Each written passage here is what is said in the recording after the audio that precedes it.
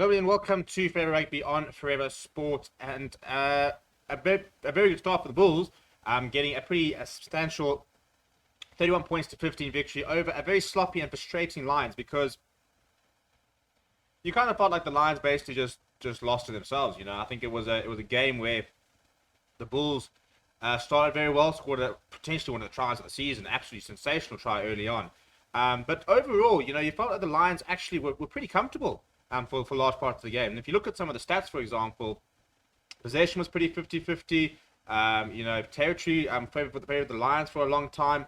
And I think actually still, if you look at the territory, I think they had about 56% of total. So the Lions had opportunities, but they just couldn't take them. And in the second half, they came back 15 points to 8 down, and they managed to level things. And then the discipline went out the window, and that was frustrating because they started very well in the second half. But yeah, we're going to do a full match breakdown. Before we do, please do smash a like on the video and subscribe to the channel as well. So things started off with a early try from Marcel Coetzee in the 3rd minute. Bit of a strange decision because the referee went upstairs and said, but then said his on-field decision was a try, and therefore the teammate has to find compelling evidence not toward the try. And in every single TV angle, you didn't see the ball. Like, you couldn't see the ball. You still to this day have no idea where the ball was. But then the try stood. So it's a bit of a strange decision for me to make from the referee too, because if he saw grounding, then award the try. But he obviously didn't see enough grounding to manage to award it. And then in the TMO check, you couldn't see the ball, but because he said on-field decision to try, then you couldn't turn it over. But the Lions managed to get back at the 7th minute with a penalty from Jordan Hendrickson. Christopher Smith then cancelling that out in the 20th minute.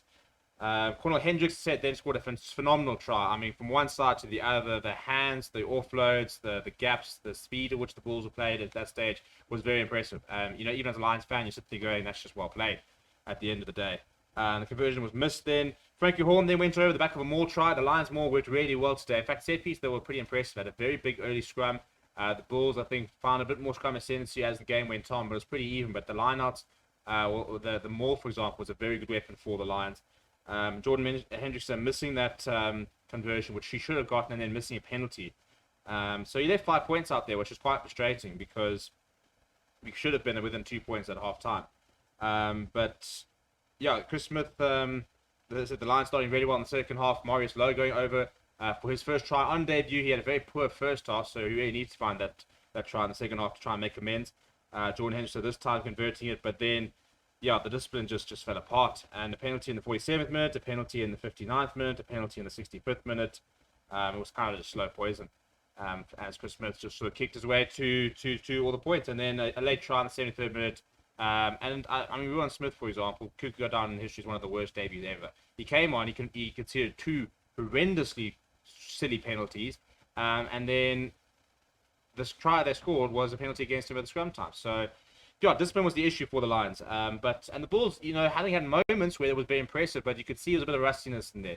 And I think that when they get it all starts to click, I think that they're going to be a formidable side. I really do think the Bulls could be very much title contenders this season. But if we look at some of the stats, for example, possession was 50-50.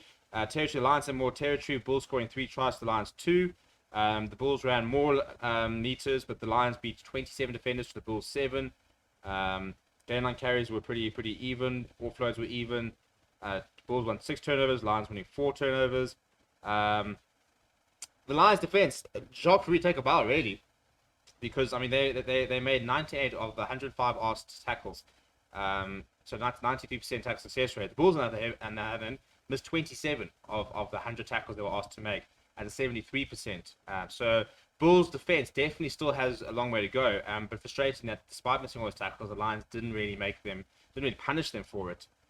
If you look at the lineouts, Bulls lost 2 lineouts. The Lions also lost 2 lineouts, but Lions 18 out of 20 lineouts.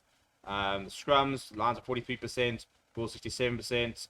But if you look at the penalties, the Lions conceding a lot of penalties in their own half, and the Bulls, because they were ahead, could just keep getting them ahead. Whereas when the Lions were getting the penalties, they were sort of 7 to 10 points behind, had to keep going for line out, and then made some pretty silly mistakes.